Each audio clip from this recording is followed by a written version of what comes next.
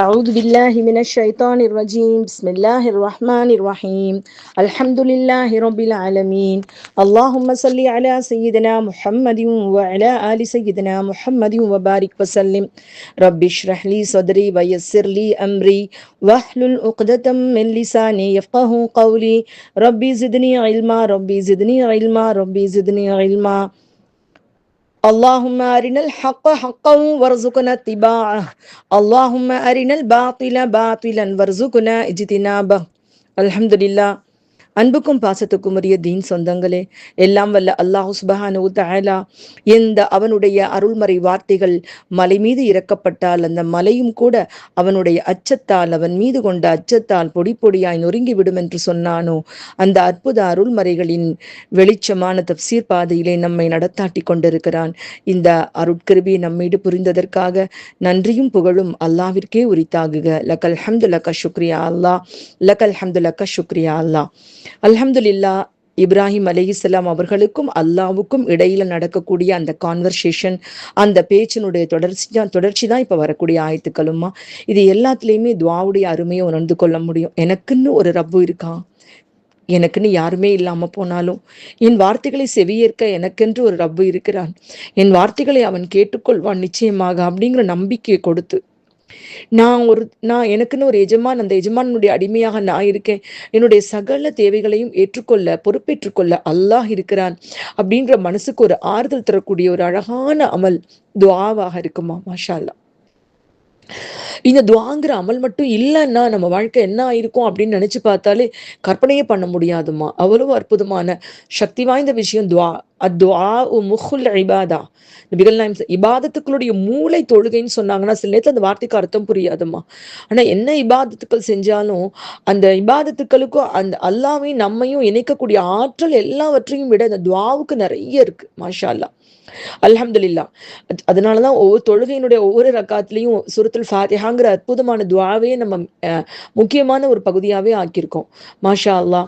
அந்த துவா மாஷா அல்லாஹ், அந்த துவாவில் அல்லாஹ் நமக்கு எவ்வளவு நெருக்கத்துல இருக்கிறான், நம்மளுக்கு அல்லாஹ் அருள் செய்ய காத்திருக்கிறான் அப்படிங்கிற சிந்தனை இல்லாம நம்ம ஏன் தள்ளி இருந்தோம் அப்படிங்கிற கவலை நமக்கு வரும் பொழுது நிச்சயமாக நம்முடைய உள்ளம் உருகி போயிடுமா.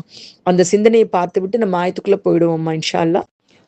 இறையோனே மறை தந்தோனே, இறையோனே மறை தந்தோனே, குறை தீர்ப்போனே நிறை செய்வோனே, எந்தன் உயிருக்கு அருகினில் நீ இருந்தாய், அதை உணராமல் நான் வாழ்ந்திருந்தேன், எந்தன் குறைகள் தீர்க்கவே காத்திருந்தாய், கைகள் ஏந்தாமல் நான் வாழ்ந்திருந்தேன், கைகள் ஏந்தாமல் நான் வாழ்ந்திருந்தேன், கட்புலனாகா இரவினிலே கரும்பாறையில் ஓடும் சிறு எறும்பின் ஆவலறிந்து ஆட்கொள்பவனே, யாருமறியாத வேளையிலே எம் எண்ணத்தால் செய்த பாவக்கரை நீங்கிட எமக்கருள் செய்திடுவாய், ஆழக்கடலிலே காரிருளில் ஆழ்ந்து கிடக்கும் சிறு உயிர்களுக்கும் அருள் செய்வோனே, மருள் தீர்ப்போனே, ஆழக்கடல்தனிலே இந்த அகில கடல்தனிலே மூழ்கி இந்த அடிமைகள் செய்துவிட்ட பாவங்களை நீக்கி அருள்தனை செய்திடுவாய், நீக்கி அருள்தனை செய்திடுவாய், கரும்பாறையின் உள்ளே காத்திருக்கும் சிறு தேரையின் தேவையை அறிந்தோனே, நிகரில்லானே இணை இல்லானே, எங்கள் அடிமன ஆழத்தில் மறைந்திருக்கும் சிறு பாவ வடுக்களும் மறைந்திடவே அருள் செய்வாயே வல்ல ரஹ்மானே, அருள் செய்வாயே வல்ல ரஹ்மானே. ஆமீன் யா ரப்பல் ஆலமீன். அல்ஹம்துலில்லாஹ். நாம் இப்ப இந்த குர்ஆனுடைய ஆயத்துக்குள்ள போவோமா. أعوذ بالله من الشيطان الرجيم بسم الله الرحمن الرحيم وإذ يرفع إبراهيم القواعد من البيت وإسماعيل ربنا تقبل منا إنك أنت السميع العليم. இப்ராஹீமும் இஸ்மாயிலும் அந்த ஆலயத்தின் அடித்தளங்களை உயர்த்தி கட்டிய பொழுது, எங்கள் இறைவா, எங்களிடமிருந்து இப்பணியை ஏற்பாயாக, நீயே நன்கு செவியுறுபவனும் நன்கு அறிந்தவனுமாவாய் என்று பிரார்த்தித்தார்கள். அல்ஹம்துலில்லாஹ். இந்த ஆயத்துக்கு முதல்ல தப்சீர் ரொம்ப நெடும் தப்சீரா வருதுமா. ஏன்னா இதனுடைய பகுதியில பெரும்பாலும் ஜவாஹிருல் குர்ஆன் ஆசிரியர், இப்னு கசீர் ஆசிரியர், கஅபாவினுடைய கட்டமைப்பு எல்லாத்தையும் பத்தி கொண்டு வர்றாங்க. இது எதையுமே நம்ம தவிர்க்க முடியாது. இன்ஷா அல்லாஹ் முக்கியமாக இந்த வார்த்தைகளுடைய அந்த ஆழத்தை மட்டும் முதல்ல பார்த்துருவோம்மா. நம்ம பைனா இன்ட்ரெஸ்ட் ஆசிரியர் இஸ்ரா அஹமது ஹஸ்ரத் 2 பேருடைய தகவல்கள் படி, தப்சீர் கருத்துக்கள் படி இந்த வார்த்தைகளுடைய ஆழம் அதை மட்டும் இன்ஷால்லா நம்ம பார்த்துருவோம்மா. பிஸ்மில்லாஹிர் ரஹ்மானிர் ரஹீம். இதுக்கப்புறம் துஆக்கள் தான் வரும். இதை சொல்லும் பொழுது பைனா இன்ஸ்டியூட்டாஸ் ரொம்ப அழகா சொல்றாங்க. இதுக்கு முன்னாடி உள்ள ஆயத்துல ரப்பி ஜஅல் ஹாதா பலதன் ஆமினம் வர்சுக் அஹ்லஹா மினஸ் ஸமராத், உலகாதாயமான அருள் வளத்தை தன்னுடைய சந்ததிக்காக கேட்ட இப்ராஹிம் அலைஹிஸ்ஸலாம் அவர்கள் இதுக்கு பின்னாடி வரக்கூடிய துஆக்கள்ல அவர்களுடைய ஆன்மீக முன்னேற்றத்திற்கான துஆக்களை செய்றாங்க. அல்ஹம்துலில்லாஹ். சந்ததிகளுக்கு எதெல்லாம் பலன் தரும், வெறும் உலகாதாய விஷயங்கள் மட்டும் பெரிய பணக்காரங்களா இருந்து பிரயோஜனம் கிடையாது, ஆன்மீக ரீதியாகவும் அவர்கள் சிறப்பானவர்களாக இருக்கணும் அப்படிங்கிறதுக்கா பணியும் துஆக்களும் ஆரம்பமாகுதுமா. அது ரொம்ப முக்கியமான விஷயம். காசு, பணம், பழங்கள் எல்லாமே ஒரு மனுஷனுக்கு கிடைச்சிருச்சு, ஆனா அவனுக்கும் அல்லாஹ்வுக்கும் இடையில உள்ள கனெக்ஷன் அது இருந்தா தானே எல்லாத்தாலையும் பலன் கிடைக்குமா. அது இல்லாம உலகத்துல எவ்வளவு கிடைச்சாலும், நம்ம போன பகுதியிலே பார்த்தோம் இல்லம்மா, கொசுவின் இறகளவு அல்லாஹு தாலா இந்த உலகத்திற்கும் உலக பொருட்களுக்கும் மதிப்பு கொடுத்திருந்தால் அவனை நிராகரிக்க கூடியவனுக்கு ஒரு சொட்டு தண்ணீர் கிடைக்க செய்திருக்க மாட்டான். மதிப்பில்லாதது உலகம், மதா உல் குரூர். அப்போ ஆன்மீக வளர்ச்சிக்கான ஆன்மீக நன்மைக்கான துஆக்கள் இனிமேல் நமக்கு ஆரம்பமாயிடும். மாஷா அல்லாஹ், அல்ஹம்துலில்லாஹ். அது மட்டும் இல்லாம அந்த காலகட்டத்துல குறைஷிகள் ரொம்ப பெரிய பணக்காரங்களா எல்லாம் இருக்காங்க. சஹாபாக்களுக்கும் அவங்க ரொம்ப கஷ்டத்துல இருக்காங்க. அப்போ அவருடைய செல்வத்தின் பக்கம் கவனம் செலுத்தாம எது முக்கியமான விஷயம், எதன் பக்கம் கவனம் செலுத்தணும் அப்படிங்கிற ஒரு வழிகாட்டுதலும் இந்த ஆயத்துக்கள்ல இருக்கு. செல்வங்களின் பக்கம் கவனம் செலுத்துறதை விட இறைவனுக்கும் நமக்கும் இடையில தொடர்பு எப்படிப்பட்டதாக இருக்க வேண்டும், எந்த மாதிரி நம்முடைய வாழ்க்கையை வாழணும் அப்படிங்கிற விஷயங்களும் நமக்கு இதுல இருக்குமா. மாஷா அல்லாஹ், அல்ஹம்துலில்லாஹ். இப்போ இது இப்ராஹிமுல் கவாஇத மினல் பைத்தி வ இஸ்மாயில், இந்த இஸ்மாயிலும் இப்ராஹிமும் ரெண்டுமே மர்ஃபூ. மர்ஃபூனா ஒரு காரியத்தை செய்தவர்கள், ரஃபக் நிலை, அவங்க தான் அந்த காரியத்தை பண்ணினவங்க. ஆனா இப்ராஹிம் அலைஹிஸ்ஸலாம் அவர்கள் முன்னாடி கொண்டு வந்து இடையில கவாஇத மினல் பைத்தி வ இஸ்மாயிலு அப்படின்னு போட்டிருக்கு. இந்த இடத்துல இந்த பணியை முக்கியத்துவமா இப்ராஹிம் அலைஹிஸ்ஸலாம் அவர்களை மையப்படுத்திட்டாங்க.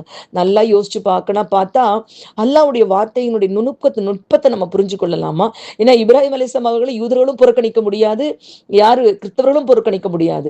ஆனா இஸ்மாயில் அலைஹிஸ்ஸலாம் அவர்களை புறக்கணிக்கணும்னே புறக்கணிக்கிறாங்க, வேணும்னே புறக்கணிக்கிறாங்க, அவங்கள இழிவுபடுத்துறாங்க. இஸ்மாயில் அலைஹிஸ்ஸலாம் பலி கொடுக்கப்படலைன்னு சொல்லி கட்டுக்கதை கட்டுறாங்க.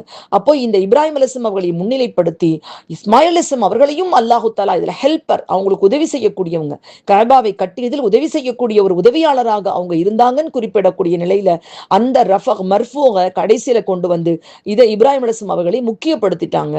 மாஷா அல்லாஹ், அல்ஹம்துலில்லாஹ். அடுத்ததுமா கவாயித மினல் பைத், அல் பைத், இது அல்லாஹ் குறிப்பு பெயரா தன்னுடைய இல்லம்னு அல்லாஹ் தஆலா சொல்லி காமிச்சிட்டான்.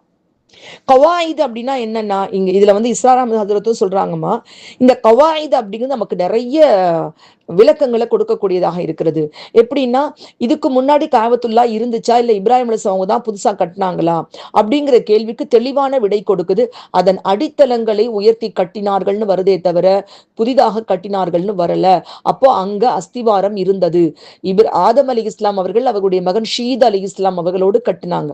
இஸ்ரா அஹ்மத் ஹஜ்ரத் அவங்க சொல்றாங்கம்மா, வரிசையாக அதற்கு பின்னாடி வந்த எல்லா நபிமார்களும் காபத்துல்லாவை உயர்த்தி பிடிச்சு கொண்டுதான் இருந்தாங்க. அவங்களுடைய இப்ப நூஹ் நபி அலைஹிஸ்ஸலாம் அவங்களுடைய மக்களாக இருக்கலாம், அவங்க இப்ப இருக்கக்கூடிய குர்திஸ்தான்ல தான் அவங்க வசிச்சிருந்திருக்காங்க, அவங்களாக இருக்கலாம். எல்லாருக்குமே கஅபா ஒரு முக்கியமான இடமாக இருந்தது. நூஹ் நபி கால பிரளயத்துல அழிஞ்சு போச்சு, மறுபடி கட்டப்பட்டு கொண்டே இருந்தது. இன்ன அவ்வள பைத்தியும் உதி அலின்னாசி லல்லதி பிபக்கத முபாரக்கம் வஹுதல் லில் ஆலமீன். அதுல ஆரம்பத்துல கட்டப்பட்ட ஆதி இறை இல்லமே கஅபத்துல்லா அப்படின்னு அல்லாஹ் சுப்ஹானஹு வ தஆலா தெளிவாக்கிட்டாமா. மாஷா அல்லாஹ். அப்போ இந்த கவாயிதுங்கிற வார்த்தை இதற்கு முன்னாடியே கஅபத்துல்லா கட்டப்பட்டு இருந்தது. அதனுடைய அடித்தளம் மட்டும்தான் அப்ப இருந்துச்சு, ஒரு செம்மண் திட்டு மாதிரி இருந்தது. அந்த இடத்துல திருப்பியும் இப்ராஹிம் அலைஹிஸ்ஸலாம் இஸ்மாயில் அலைஹிஸ்ஸலாம் அவங்க ரெண்டு பேரும் சேர்ந்து கஅபத்துல்லாவை கட்டினாங்க. இதனுடைய விளக்கம் இன்னும் விளக்கமா இப்னு கசீர் பகுதியில வருமா, இன்ஷா அல்லாஹ் நம்ம அதுல பார்ப்போம். அதுக்கு அடுத்தது ரப்பனா தகப்பல் மின்னா, உடனடியாக ஒரு துஆ. மாஷா அல்லாஹ். இன்னொரு வேலை நம்ம செஞ்சாலும் அது நம்ம மனசுக்கு எவ்வளவோ பெரிய பணியாக தெரிஞ்சாலும் இறைவனால் ஏற்றுக்கொள்ளப்படாவிட்டால் அந்த பணிக்கு மதிப்பில்லை. பொதுவாகவே ரப்பனா தகப்பல் மின்னா இன்னக அன்த சமீ, அல்லாஹ் எங்கள்கிட்ட இருந்து ஏற்றுக்கொள்வாய் ரப்பு, எங்களிடமிருந்து ஏற்றுக்கொள்வாய் ரப்பு. அப்போ இந்த இடத்துல அல்லாஹ் சுப்ஹானஹு வ தஆலா அந்த ஏற்றுக்கொள்ளு கேட்கக்கூடிய அந்த தன்மை இருக்கு பாத்தீங்களா, மாஷா அல்லாஹ். அது ஒரு அமல் செய்த பிறகு இறைவன் அதை ஏற்றுக்கொள்ள வேண்டும் என்ற கவலை நமக்கு எவ்வளவு இருக்கணுங்கிறது நமக்கு வழிகாட்டக்கூடியதாக இருக்கிறது. ரப்பனா அப்படிங்கிற வார்த்தை ஆக்சுவலா இதுக்கு முன்னாடி ரப்பி ஜால் ரப்பி அப்படின்னு வரும், என் ரட்சகனே. ரப்ப இங்க ஃபத்ஹா வருதுமா, ரப்பனா. ரப்புனான்னு வரும் சூரத்துல் கஹஃப்ல, ரப்புனா ரப்பு சமாவாதி வல் அர்த். இது ஸ்டேட்மெண்ட்டுமா. ரப்புனான்னு வரும் பொழுது அது ஒரு செய்தி வாக்கியமா தான் வரும்.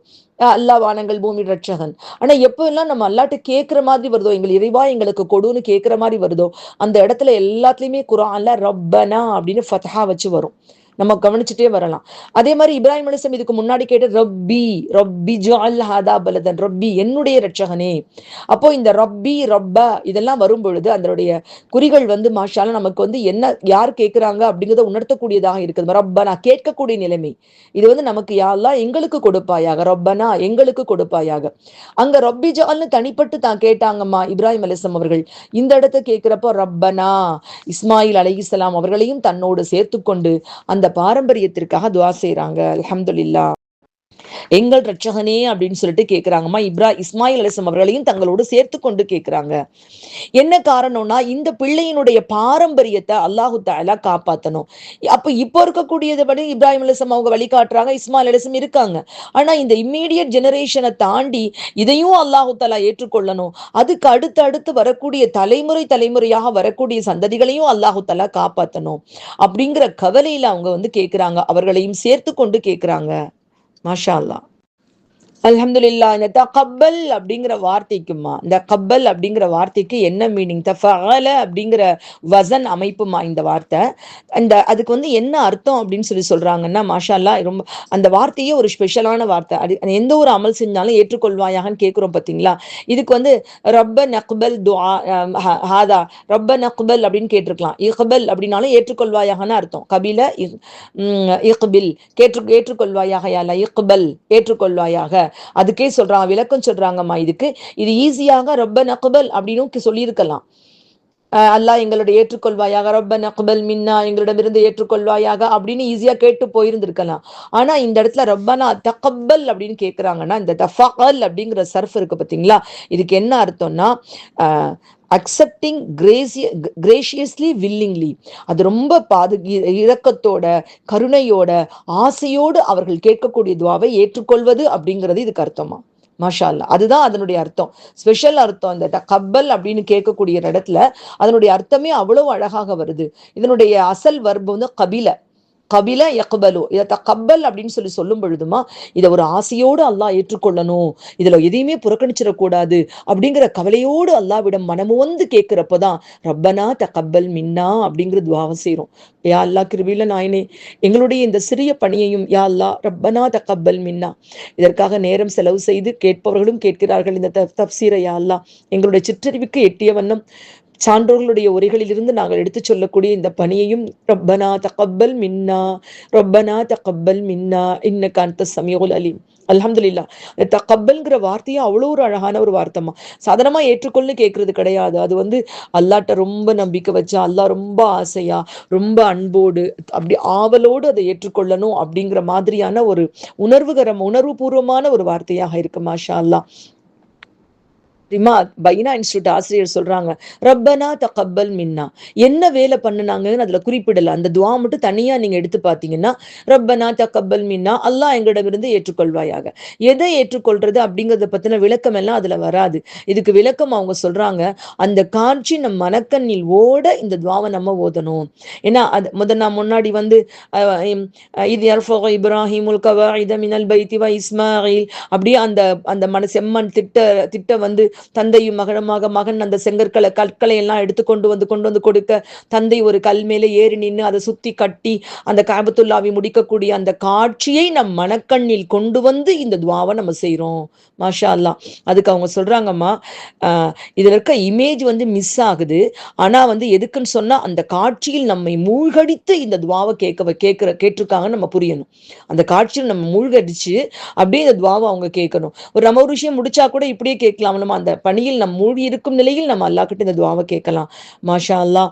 அதே மாதிரி ரப்பனாங்கிற வார்த்தை ஃபத்ஹா வந்து வரும் பொழுது ஒரு முனாதா, அழைப்பதாக அது ஆயிடுது. மாஷா அல்லாஹ். இதையும் வலியுறுத்தி சொல்றாங்க. இப்போ நம்ம இப்னு கசீர் ஆசிரியரும் ஜவாஹிருல் குர்ஆன் ஆசிரியரும் என்ன சொல்றாங்க இந்த ஆயத்துக்கு தஃப்சீர் அப்படின்னு பார்ப்போமா? முதல்ல ஜவாஹிருல் குர்ஆன் ஆசிரியருடைய அந்த தஃப்சீரை பார்ப்போமா? இப்ராஹிம் அலைஹிஸ்ஸலாம் அவர்களும் இஸ்மாயில் அலைஹிஸ்ஸலாம் அவங்களும் புதுப்பிச்சு தான் கட்டுறாங்க. அப்போ காபத்துல்லா ஏற்கனவே இருந்திருக்குதுங்கிறத ஆதம் அலைஹிஸ்ஸலாம் அவர்களுடைய காலத்துல கட்டப்பட்ட முதல் பள்ளிவாசலாகவே காபத்துல்லா இருந்திருக்குது. அதனாலதான் கவாயித் அந்த அஸ்திவாரம் மட்டும் மிஞ்சி இருந்துச்சு. அந்த அஸ்திவாரத்தை உயர்த்தி கட்டுனாங்க. கபாவுடைய கட்டட அமைப்பு எப்படி இருக்குன்னு சொல்றாங்கம்மா. நம்ம போய் பார்த்தப்ப கூட இதெல்லாம் நம்ம பார்த்திருக்க மாட்டோம், நினைச்சிருக்க மாட்டோம். எவ்வளவு அழகா புனித கபாவுக்கு 4 சுவர்கள் இருக்கு. 4 சுவரும் ஒரே அளவா இல்லையாமா.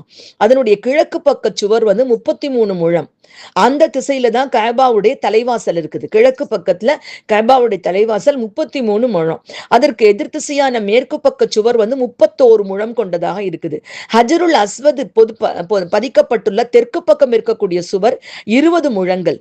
அதற்கு எதிர் திசையில வடக்கு பக்கத்தில் இருக்கக்கூடிய சுவர் 22 முழங்கள் கொண்டதாக இருக்கு. கபாவுக்கு வடக்கே வந்து ஹத்தீம்ங்கிற வளைவு, அம்மா அங்க உம்ரா ஹஜ் செஞ்சவங்களுக்கு கண்டிப்பா தெரியுமா, ஹத்தீம்ங்கிற வளைவு இருக்கு. அந்த ஹத்தீம்ங்கிற வளைவு வந்து கபாவை சேர்ந்ததாதான் இருந்துச்சு. அதையும் சேர்த்துதான் கஅபா, அதாவது 4 பக்கமும் சுவர், ஒரு பக்கம் வளைவா வச்சுதான் கஅபத்துல்லா கட்டப்பட்டிருந்துச்சு. ஆனா என்ன ஆச்சுன்னா, பெருமானா ஸல்லல்லாஹு அவர்களுக்கு 35 வயசா இருந்தப்போ கஅபா இடிபாடுகள் முடிச்சு அதை திருப்பி கட்டும் பொழுது செலவை குறைக்கிறதுக்காக அவங்க வந்து இந்த 4 பக்கத்தை கட்டிட்டு அந்த ஒரு பக்கம் வளைவை விட்டுட்டாங்க அப்படின்னு சொல்லப்படுது. நல்லா திருப்பி ஒரு நினைவுபடுத்திக்கோங்க. 35 வயசு அப்போ நபிசாசம் அவங்களுக்கு நபித்துவம் கொடுக்கப்படல.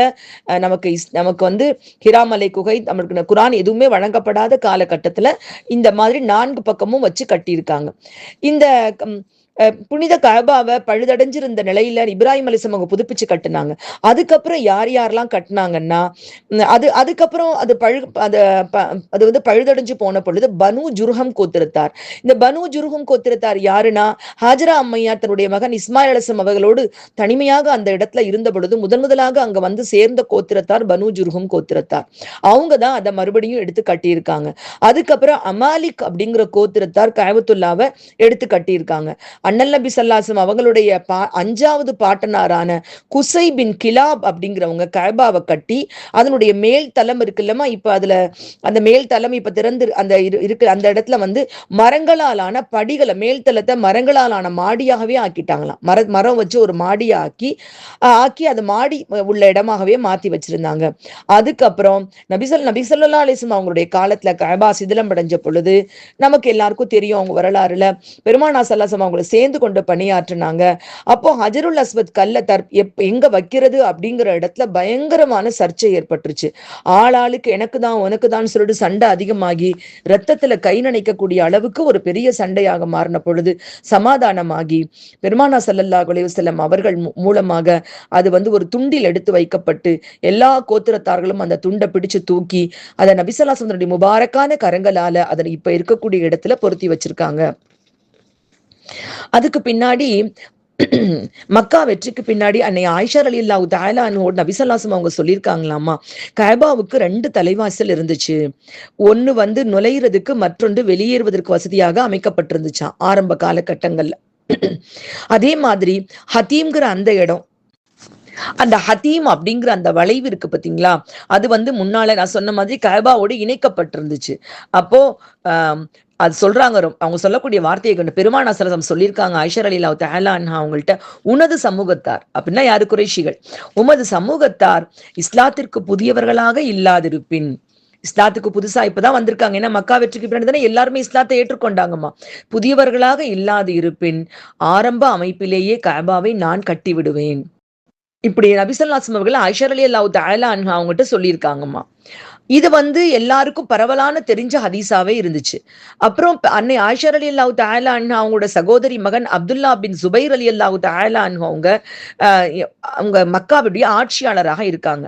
அவங்க ஆட்சியாளராக இருந்த பொழுது அவங்க என்ன செய்யறாங்கன்னு சொன்னா, இதுக்கு நம்ம வந்து நபி ஸல்லல்லாஹு அலைஹி வஸல்லம் அவங்க சொன்ன மாதிரியே அமைக்கணும் அப்படின்னு சொல்லிட்டு கஅபத்துல்லாக்கு முன்னாடி ஒரு வாசல், பின்னாடி வெளியேறதுக்கு ஒரு வாசல் வச்சு அதனுடைய ஹத்தீம் வளைவு இருக்கு பாத்தீங்களா, அந்த வளைவையும் கஅபாவோட சேர்த்து கட்டி, இது வந்து ஹிஜ்ரி 64 நடந்துச்சுமா. ஹிஜ்ரி 64னா பாருங்க, நபிசல்லாசமோட ஹிஜ்ரத் செஞ்சு 64வது வருடம். அப்ப பெருமானா சல்லாசம் வஃபாத்துக்கு பின்னாடி 54 வருஷத்துல 54வது எல்லா ஹலீஃபாக்களுடைய காட்சியெல்லாம் முடிஞ்சு இவங்க ஆட்சியாளராக இருக்கும் பொழுது ஹிஜ்ரி 64வது ஆண்டுல அதே மாதிரி அந்த அமைப்பிலேயே வச்சு கட்டிட்டாங்க. நபிசாசம் சொன்னது ஆயிஷா ரலியல்லாஹு தஆலா அன்ஹா அவங்க மூலமாக எல்லாருக்கும் தெரிஞ்ச ஒரு ஹதீஸாவே இருந்துச்சு. அந்த அமைப்பிலேயே கட்டுவேன்னு அவங்க திரும்ப கட்டிட்டாங்களாம். அதுக்கப்புறம் பனு உமையாக்களுடைய ஆட்சி காலத்துல அப்துல் மலிக் பின் மர்வான் அப்படிங்கிறவங்க ஹலீஃபாவாக இருந்தப்ப ஹஜ்ஜாஜ் பின் யூசுப் அப்படிங்கிறவங்க மக்காவுடைய ஆட்சியாளரா இருந்திருக்காங்க. ஆக்சுவலா ஹஜ்ஜாஜ் பின் யூசுப் பத்தி கொஞ்சம் கொடுங்கோளரா இருந்தாங்க அப்படிங்கிற கருத்துக்கள் எல்லாமே வரலாறுல இருக்குமா. அவங்க அப்துல்லா பின் ஜுபைர் அவங்க ஏற்படுத்தியிருந்த கஅபாவுடைய அமைப்பை திரும்பவும் பழைய நிலைமைக்கு, அதாவது ஹத்தீம் வலைவை தனியா விட்டுட்டு மிச்சம் இப்ப இருக்கக்கூடிய அதே பழைய முதல்ல எப்படி இருந்து சல்லாசமுடைய காலத்துல எப்படி இருந்துச்சோ அதே நிலைக்கு கொண்டு வந்துட்டாங்க. 2 வாசல்ல ஒன்னையும் அடைச்சிட்டாங்க, ஹத்தீமையும் இடிச்சு பழைய நிலைக்கு கொண்டு வந்துட்டாங்க. இது ஹிஜ்ரி 74, அதாவது 64ல ஜுபைர் அப்துல்லா பின் ஜுபைர் அவங்க கட்டினதுக்கு பின்னாடி 10 வருஷம் கழிச்சு ஹஜ்ஜாஜ் பின் யூசுப் மறுபடியும் கட்டிட்டாங்க.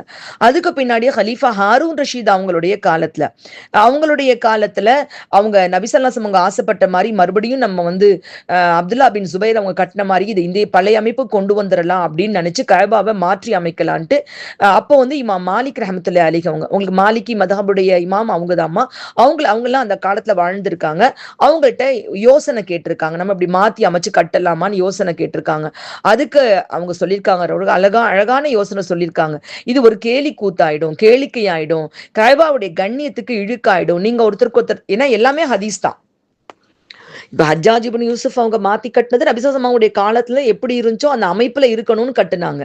அப்துல்லா பின் ஜுபைர் ரலியல்லாஹு தஆலா எப்படி கட்டினாங்கன்னா இப்படி அமைக்கலாம்னு ஆசைப்பட்டேன்னு சொன்ன அந்த கருத்துக்கு அடிப்படையில கட்டியிருக்காங்க.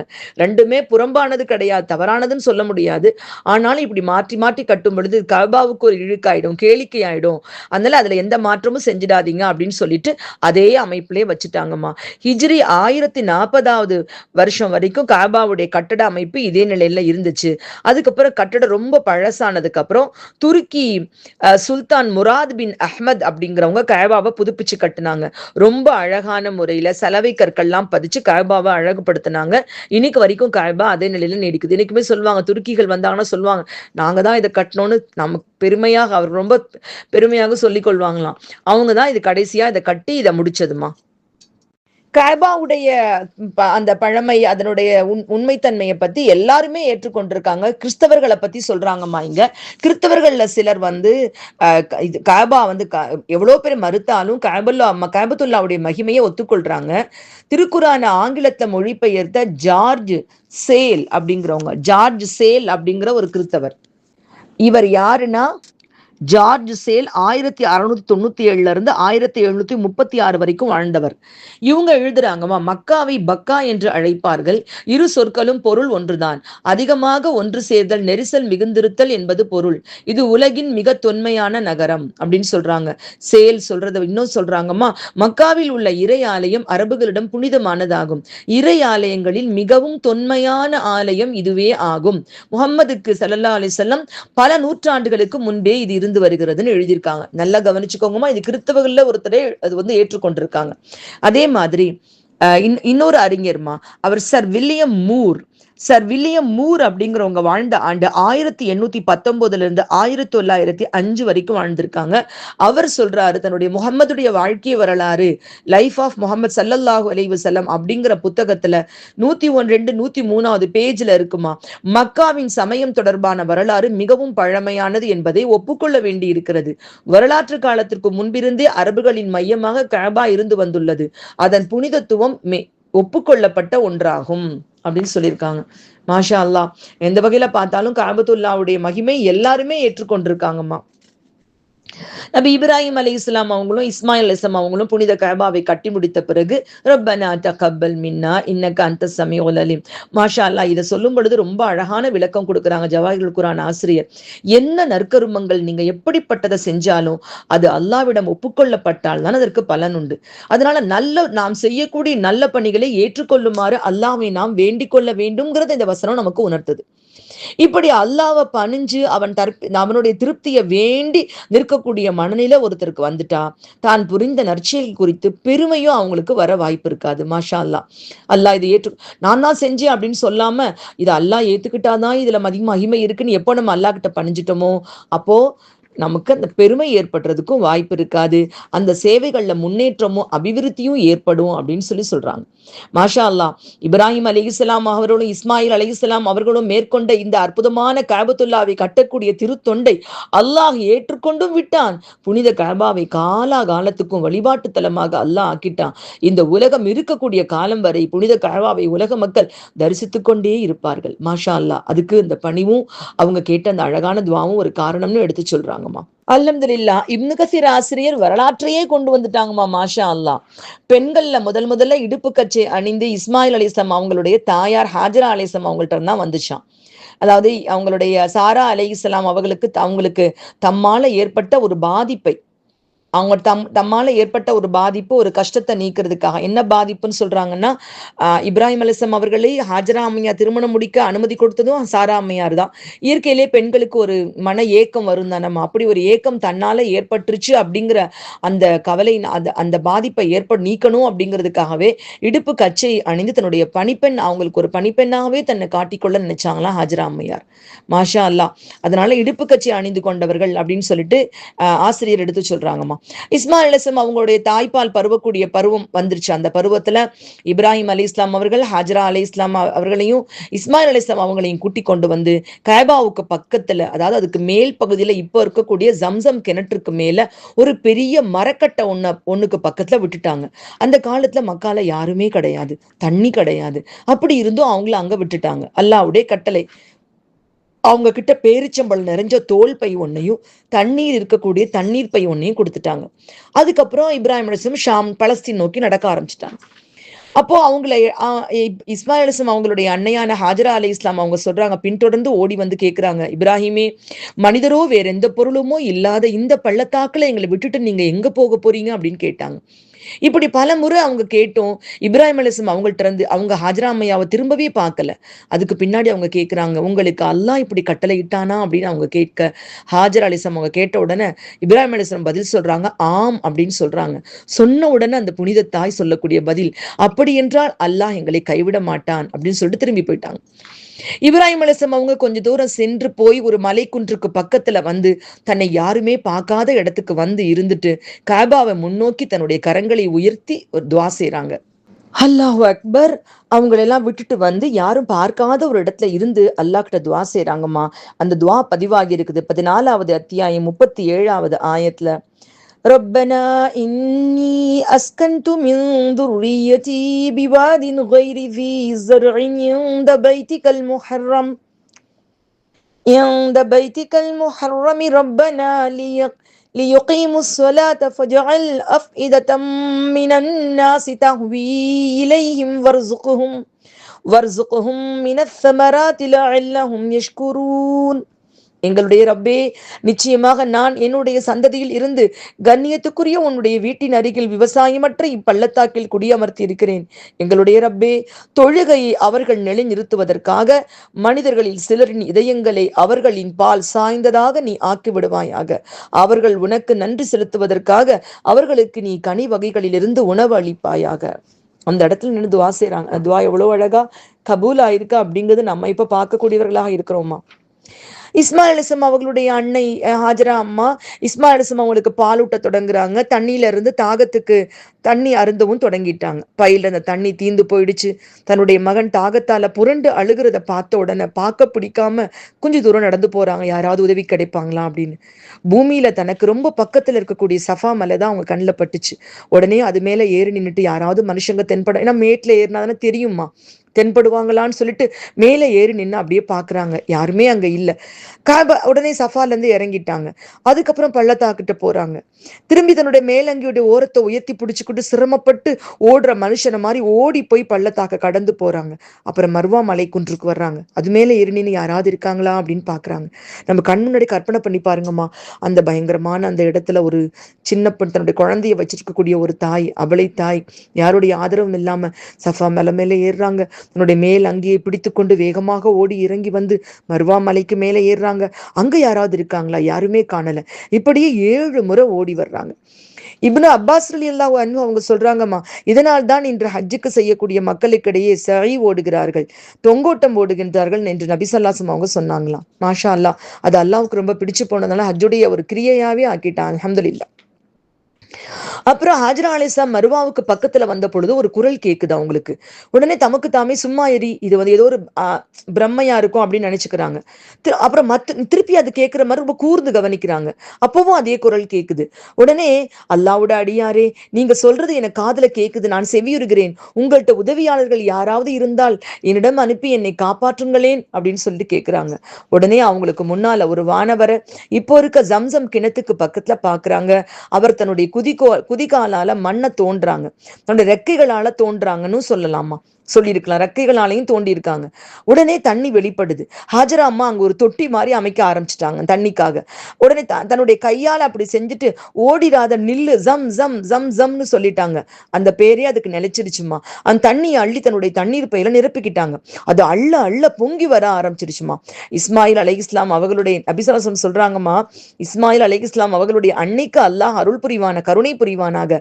ஜம்சம் தண்ணீரை அவர் அப்படியே விட்டிருந்தால், அல்லது அந்த தண்ணீரை அவர் அள்ளி இருக்காவிட்டால் பூமியில் ஓடும் ஒரு நீரூற்றாக ஜம்சம் மாறி இருக்கும் என்று நபி ஸல்லல்லாஹு அலைஹி வஸல்லம் அவர்கள் கூறியதாக இப்னு அப்பாஸ் ரலியல்லாஹு தஆலா அன்ஹு அறிவிக்கிறாங்க. அதுக்கு பிறகு அந்த தண்ணீரை ஹாஜரா அம்மா தானும் குடிச்சு தன்னுடைய குழந்தைக்கும் குடிக்கிறாங்க. அப்போ அந்த வானவர் சொல்றாங்க, நீங்க வந்து வீணாகி விடுவீர்கள்னு பயப்படாதீங்க, இங்க அல்லாஹ்வுடைய ஆலயம் ஒண்ணு இருக்கு, அதை இந்த சிறுவரும் அவருடைய தந்தையும் சேர்ந்து கட்டுவாங்க, அவருடைய குடும்பத்தை அல்லாஹ் வீணாக்கிட மாட்டான் அப்படின்னு சொல்லிட்டு ஆறுதல் சொல்லிட்டு போயிட்டாங்க. அப்போ காமத்தோடாவுடைய ஆலயம் எப்படி இருந்து, தரையில இருந்து உயரமா ஒரு மேடு மாதிரி தான் இருந்துச்சுமா. எந்த விதமான கட்டட அமைப்பு கிடையாது. வெள்ளம் வந்துச்சுன்னா எப்படி இருக்குன்னா அதனுடைய வலப்பக்கமாகவும் இடப்பக்கமாகவும் வழிஞ்சு போயிடுமா. நடுல நடுல ஒரு மேடு இருக்குன்னு வச்சுக்கோங்க, தண்ணி வந்தா என்ன செய்யுமா, அந்த பக்கம் அந்த பக்கம் வழிஞ்சிடும், அப்படி வழிஞ்சு ஓடிடுமா. இந்த நிலையில யமன் நாட்டை சேர்ந்த ஜுருகும் குலத்தார்ல ஒரு கூட்டத்தார் இவங்களுடைய ஹாஜரா அம்மையாரை கடந்து போறாங்கம்மா. அவங்க கதாவு அப்படின்னு சொல்லக்கூடிய ஒரு கணவாய் வழியா போய் மக்காவுடைய கீழ்ப்பகுதியில் தங்கி இருக்காங்க. பொதுவா இந்த பகுதி வழியா வரமாட்டாங்களாம் யாருமே. ஏன்னா இங்க வந்து மனித நடமாட்டம் சுத்தமா இருக்காது, எந்த விதமான வசதிகளும் இருக்காது. அதாவது இடையில வந்து தங்குற கொள்ள ஒரு தண்ணி ஏற்பாடு எதுவுமே இருக்காதுங்க. அப்போ இவங்க வானத்துல பாக்குறாங்க, தண்ணீர் மீது மட்டுமே வட்டமடிக்கக்கூடிய பறவைகள் அங்க சுத்திக்கிட்டு இருக்கிறத பாக்குறாங்க. இதை பார்த்த உடனே இந்த பறவை தண்ணி மேலதானே வட்டம் அடிக்கும், இந்த பள்ளத்தாக்கை பத்தி நமக்கு முன்னாடியே தெரியுமே, இந்த பள்ளத்தாக்குல தண்ணியே கிடையாதே அப்படின்னு சொல்லிட்டு ரொம்ப ஆச்சரியமா பேசிட்டு இருக்காங்க. அப்போ அவங்கள ஒருத்தரையோ 2 பேரையோ அனுப்பி, நீங்க போய் அங்க பாத்துட்டு வாங்க, என்ன நடக்குதுன்னு பாத்துட்டு வாங்க, அங்க தண்ணி இருக்கா. அவர் போய் பார்த்துட்டு தண்ணியை பார்த்துட்டாங்க. உடனே தன்னுடைய கூட்டத்தார்கிட்ட போய் ஆச்சரியமா சொல்றாங்க, ரொம்ப எப்படி இருந்திருக்குமா, தண்ணி இருக்குதாங்கன்னு சொல்றாங்க. உடனே அங்கிருந்து வந்து பாக்குறாங்க, தண்ணிக்கு பக்கத்துல சின்ன குழந்தை இஸ்மாயில் அலைஹிஸ்ஸலாம் அவங்களையும் அம்மாவையும் பாக்குறாங்க. பார்த்த உடனே உங்களுக்கு பக்கத்துல எங்களையும் நீங்க தங்கிக்கொள்ள அனுமதி கொடுப்பீங்களா அப்படின்னு கேக்குறாங்க. உடனே ஹாஜரா அம்மா சொல்றாங்க, ஆம் நான் அனுமதிக்கிறேன், ஆனா தண்ணிக்கு நீங்க எங்கள்கிட்ட உரிமை கொண்டாடக்கூடாது அப்படின்னு சொல்றாங்க. அந்த குலத்தாரும் சரின்னு கேட்டுட்டாங்க. தனிமையால கவலைப்பட்டு கொண்டிருந்த இஸ்மாயில் அலைஹிஸ்ஸலாம் அவங்களுடைய தாயார் மக்களோட கலந்து வாழணும்னு ஆசைப்பட்டாங்க. அப்பதான் அவங்களுக்கு இந்த சந்தர்ப்பம் கிடைச்சிச்சுன்னு நபிகள் நாயகம் ஸல்லல்லாஹு அலைஹி வஸல்லம் அவங்க சொல்றாங்க, சொன்னதாக இப்னு அப்பாஸ் ரலியல்லாஹு தஆலா அன்ஹு அறிவிக்கிறாங்கம்மா. இப்படியாக பனு ஜுர்ஹும் கோத்திரத்தார் அவங்க நெருங்கின உறவினர்களுக்கு எல்லாம் ஆள் விட்டு சொல்லி விட்டுறாங்க, தண்ணி இருக்குன்னு சொன்ன உடனே எல்லாம் வந்து தங்க ஆரம்பிச்சு நிறைய வீடுகள் அங்க உருவாக ஆரம்பிச்சிருச்சு. அப்புறம் இவங்க வாலிபர் ஆயிட்டாங்க. ஜுர்ஹும் கோத்திரத்தார் வந்து அரபு மொழி அழகா கத்துக்கிறாங்க. ஏன்னா இவங்களுடைய மொழி வந்து பலஸ்தீன்ல கூடிய ஹிப்ரு மொழியா தான் இருக்கும். இவங்க வந்து இவங்க கிட்ட கேட்டு கேட்டு நல்லா பழகிக்கிட்டாங்க. பழகி ரொம்ப எல்லாருக்கும் ரொம்ப பிடிச்சமான பிள்ளையாவும் வளர்ந்து வர்றாங்க. அவங்க பருவ வயது அடைந்தப்ப விரும்பி பனு ஜுர்ஹும் தங்களோட ஒரு பிள்ளையை கட்டி கொடுக்குறாங்க, பொண்ணு. இஸ்மாயில் அலைஹிஸ்ஸலாம் அவங்களுடைய தாயார் ஹாஜரா அம்மையார் வஃபாத் ஆயிட்டாங்க. இஸ்மாயில் அலைஹிஸ்ஸலாம் அவங்க வந்து திருமணம் முடிச்ச பிறகு தன்னுடைய அவங்களுடைய இப்ராஹிம் அலைஹிஸ்ஸலாம் போயிட்டாங்கல்ல, அவங்க மறுபடியும் வந்து பிள்ளைய பார்ப்போம் அப்படின்னு வர்றாங்க. அப்படி வந்தப்போ ஹாஜரா அம்மா மௌத்தா போயிட்டாங்க அப்படிங்கிற விஷயத்தையும் அவங்க தெரிஞ்சுக்கிட்டாங்க. இஸ்மாயில் அலைஹிஸ்ஸலாம் அவங்க வீட்டுக்கு வந்து பாக்குறாங்க. அப்ப அவங்க வீட்டுல இல்ல, அவங்க மனைவி கிட்ட, அதாவது மருமகள், இப்ராஹிம் அலைஹிஸ்ஸலாம் அவங்களுக்கு மருமகள், அவங்க கிட்ட கேக்குறாங்க, எப்படி இருக்கீங்க நீங்க, அது எப்படி குடும்ப நிலைமைகள்லாம் கேக்குறாங்க. அதுக்கு அந்த பெண் சொல்றாங்க, அவர் எங்களுக்காக பொருள் ஈட்டுறதுக்காக வெளியே போயிருக்காங்க அப்படிங்கிறாங்க. அதுக்கு பின்னாடி அவங்களுடைய வாழ்க்கை நிலை, பொருளாதாரம் பற்றி இப்ராஹிம் அலைஹிஸ்ஸலாம் அவங்க விசாரிக்கிறாங்க. அதுக்கு அந்த மனைவி சொல்றாங்க, நாங்க ரொம்ப மோசமான நிலைமையில இருக்கோம், நாங்க நெருக்கடியிலையும் சிரமத்திலையும் சிக்கி தவிக்கிறோம் அப்படின்னு முறையிட்டு பேசுறாங்க. உடனே இப்ராஹிம் அலைஹிஸ்ஸலாம் சொல்றாங்க, உங்களுடைய கணவர் வந்தா அவங்களுக்கு என் சார்பா சலாம் சொல்லு, அத்தோட அவங்க நிலைப்படியை மாற்றி வச்சுக்க சொல்லு அப்படின்னு சொல்லிடுறாங்க. இஸ்மாயில் அலைஹிஸ்ஸலாம் அவங்க வீட்டுக்கு வந்தப்போ அவங்க வெளியே போயிட்டு அவங்க வீட்டுக்கு வராங்க. அதுக்குள்ள இப்ராஹிம் அலைஹிஸ்ஸலாம் போயிடுறாங்க. வந்துட்டு யாரோ ஒரு புது மனிதர் வந்து சூழலை தெரிஞ்சுக்கிட்டு, இங்க யாராவது வந்தாங்களா உங்ககிட்ட அப்படின்னு கேட்குறாங்க. மனைவி ஆம், இப்படிப்பட்ட ஒரு அடையாளங்களோட ஒரு மனிதர் வந்தாரு அப்படின்னு சொன்ன உடனே அத்தான்னு புரிஞ்சுக்கிட்டாங்க. அவங்க உங்ககிட்ட என்ன கேட்டாங்க, நம்ம வாழ்க்கை நிலை எப்படி இருக்குன்னு கேட்டாங்க. நான் ரொம்ப பெரிய சிரமத்திலையும் கஷ்டத்திலையும் இருக்கிறோம் அப்படின்னு நான் சொன்னேன்னு பதில் சொல்றாங்க.